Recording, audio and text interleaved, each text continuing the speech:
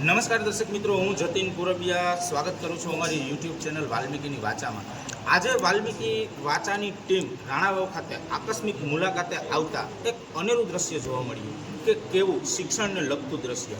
તો ચાલો આ સમાજના આ દ્રશ્યને દર્શક મિત્રો તમને પણ અમે બતાવીએ કે ખરેખર આવી પ્રથા દરેક વાલ્મીકી સમાજની અંદરમાં હોવી જોઈએ. અહીંયા નાના બાળકોને વાલ્મીકી સમાજ અને પંચાયત દ્વારા ફ્રી ટ્યુશન ક્લાસીસ આપવામાં આવે છે. તો નિહાળો અહીંયા ભણતા બાળકોને.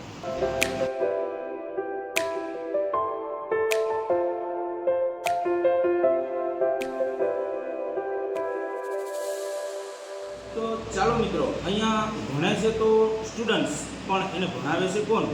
તો તેવા આપણા શિક્ષકની મુલાકાત પણ લઈએ. તો ચાલો અમારી સાથે આ છે વાલ્મીકી પંચાયતના ફ્રી શિક્ષણ ટ્યુશન ક્લાસીસના શિક્ષક શ્રી. તો ચાલો તેની સાથે આપણે એક નાનો એવો સંવાદ કરીએ. સર, તમારું નામ શું છે? મારું નામ શૈલેષભાઈ ઝાલા. અને તમે અહીંયા શું સેવા આપો છો? હું અહીંયા વાલ્મીકી સમાજના જેટલા પણ આપણા બાળકો છે એ લોકોને આજે પંચાયત દ્વારા ફ્રી ટ્યુશન ક્લાસીસ ચાલુ કરવામાં આવેલો છે. એમાં એવું નથી કે હું એક જ, પણ અમારી સમાજની અંદરમાં અહીંયા જેટલા લોકો પણ શિક્ષિત છે, જે લોકો ભણેલા છે, મોટા છોકરાઓ છે, બીજા બહેનો છે, એ લોકો ફ્રીમાં અહીં સેવા આપે છે. અને એનો મેઇન હેતુ એ છે કે આજે આપને ખબર હશે કે ભવિષ્ય ખાલી શિક્ષણનું છે. આવનારા સમયની અંદરમાં અગર તમે શિક્ષિત હશો તો જ તમે કંઈ આગળ વધી શકશો. અગર તમે શિક્ષાને પ્રોત્સાહન નહીં આપો, અને ખાસ કરી અને એમાં આપણી જે સમાજ છે વાલ્મીકી સમાજ જે અનાદિકાળથી એક નીચા વર્ગની અંદરમાં જ આવતી રહી, અને ભવિષ્યની અંદરમાં આપણે એવું નથી ઈચ્છતા કે આપણી સમાજની અંદરમાં આપણે નીચા રહીએ. આજે આ ટ્યુશન ક્લાસીસની અંદરમાં ઘણા બધા બચ્ચાઓ ભણે. જ્યારે મેં અહીંયા ભણાવવાનું ચાલુ કર્યું હતું ત્યારે 10 થી 12 બાળકો હતા, પણ આજે મારી પાસે સૌથી 30-35 બાળકોની સ્ટ્રેન્થ છે. આજે ઓછા આવ્યા છે, પણ 30-35 બાળકો અત્યારે ભણે છે. અને એનો સૌથી મોટો શ્રેય હું વાલ્મીકી સમાજ પ્રમુખ અભિષેકભાઈ ઝાલાને આપું છું કે આ એમના વિચારો છે કે અગર જો તમે ભણશો તો તમે આગળ ભવિષ્યમાં કંઈ કરી શકશો. અને એમનો જે મેઇન હેતુ છે એ ખાલી શિક્ષણ છે.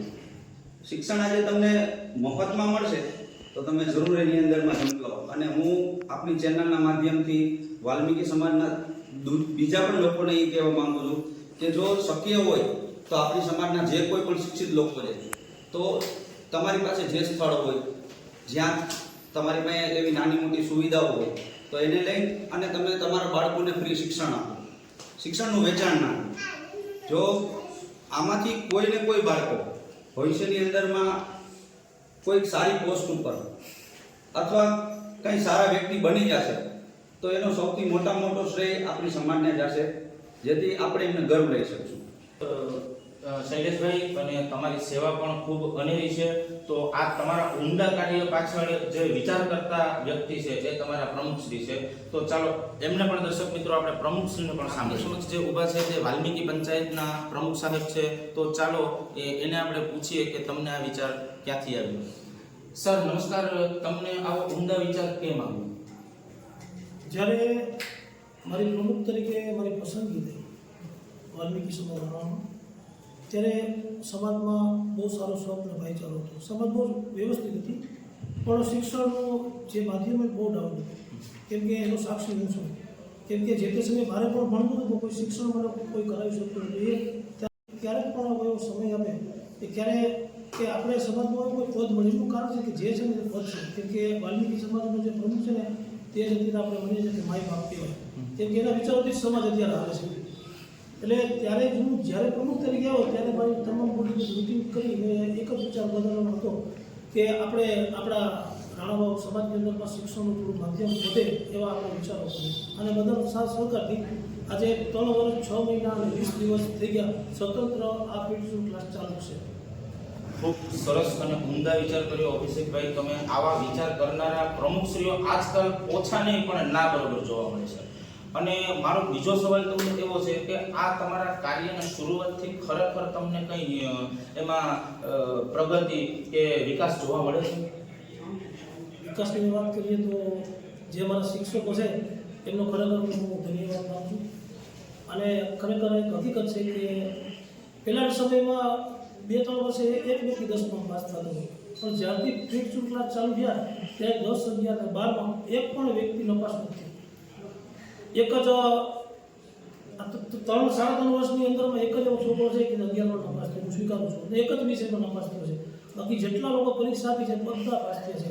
એટલે મારા શિક્ષકોને ખાસ હું ધન્યવાદ આપું છું કે મેં તો વિચાર કર્યો હતો પણ મહેનત કરી છે, એટલે હું સેલ્યુટ એમને કરું છું.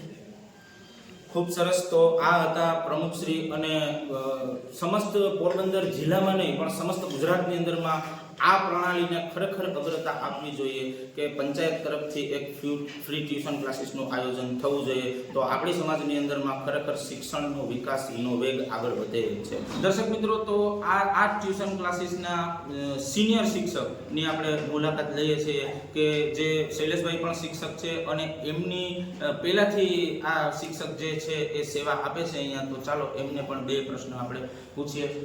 સર, તમે કેટલા સમયથી અહીં સેવા આપો છો? છેલ્લા 3 વર્ષથી આપી. બરોબર છે. અને સર, સાંભળવા એવું મળ્યું છે કે તમે એકચ્યુઅલમાં તમારું પ્રોફેશન પણ ટીચરનો જ છે, છતાં પણ તમે સમાજની સેવા કરો છો. તો શા માટે કરો છો? કારણ કે આપણે વાલ્મીકી સમાજમાં જે શિક્ષણનું જે સ્તર છે ઘણું અત્યારે નીચું જોવા મળે છે. તો આપણે એવા પ્રયત્ન કરીએ કે જેથી બાળકોમાં જે શિક્ષણનું સ્તર છે સુધરે અને બાળકો છે આપણા એ ભણી ગળી અને હોશિયાર થાય અને કાંઈક પણ એની જીવનમાં પ્રગતિ કરે, બસ એવો જ વિચાર છે અમારો. ખરેખર ખૂબ ખૂબ ઉમદા વિચાર છે. હાલમાં જે શિક્ષકો જોવા મળે છે કદાચ એની પાસે નોકરી પતી ગયા પછી ટાઈમ જોવા મળતો નથી અથવા તો ફેમિલીમાં સ્પેન્ડ કરે છે, પણ સમાજના નામે કોઈ પાસે 2 મિનિટનો કે 5 મિનિટનો ટાઈમ નથી. તો આવા શિક્ષકોને સેલ્યુટ છે. મિત્રો, પંચાયતમાં ટ્યુશન ક્લાસીસ ચાલતા હોય છે, પણ અહીંયાની પંચાયતમાં એક વસ્તુ જોવા મળે છે કે 1 નહીં, 2 નહીં અને 3 શિક્ષકો જો અહીંયા સેવા આપતા હોય તો એ ખરેખર ગર્વ લેવાની વાત છે વાલ્મીકી સમાજ માટે. તો ચાલો ત્રીજા શિક્ષકને આપણે પૂછીએ. સર, તમારું નામ શું છે? વારાજી. ખૂબ સરસ. આપ ક્યાં સુધી અભ્યાસ કરેલો છે? હું મિકેનિકલ બીટેક એન્જિનિયર છું અને અત્યારે જોબ સર્ચ નથી. ક્યાં છે સર? નથી કરતો અત્યારે. ખૂબ સરસ. બીટેક એન્જિનિયર તમે ભણેલા છો અને તમે તમારી ડિગ્રીનો સદુપયોગ સમાજને સમય ફાળવવા માંગો છો, એ ખરેખર તમે વંદનીય છો સર. અને આગળ તમે આ સેવા આપો છો એનાથી તમને ખરેખર કોઈ સમાજમાં વિકાસ જોવા મળે છે? સમાજમાં વિકાસ ઘણો થયો છે, બરોબર.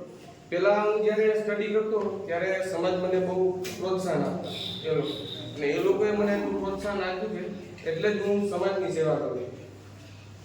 અને ચિંતનભાઈ, આપણી સમાજમાં ઘણા અત્યારે લોકો વેલ એજ્યુકેટેડ છે, ગ્રેજ્યુએટેડ છે, શિક્ષકો છે. તો શું દરેક જિલ્લાના દરેક તાલુકાના જે વેલ એજ્યુકેટેડ પર્સન છે એને ખરેખર એજ્યુકેશનને આગળ વધારવા માટે છોકરાઓને તેમનો પોતાનો સમય ફાળવવો જોઈએ કે કેમ? ખરેખર ફાળવવું છે. કેમ કે હું જ્યારે સ્ટડી કરતો ત્યારે પહેલા અમારે સાહેબ હતા, રમેશ સાહેબ કરી, એની પાસે ટ્યુશનમાં જતો.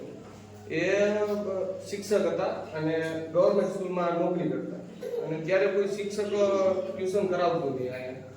અને એ સાહેબ સાંજે 7 વાગ્યાથી ટાઈમ નહોતો એની પાસે, ત્યારે અમને ટ્યુશન કરાવતા, એટલે ફ્રીમાં અમને ટ્યુશન કરાવતા. અને ત્યારનું પછી હું શીખી ગયો એની પાસેથી, ત્યાર પછી હું ટ્યુશનમાં આવવાનું.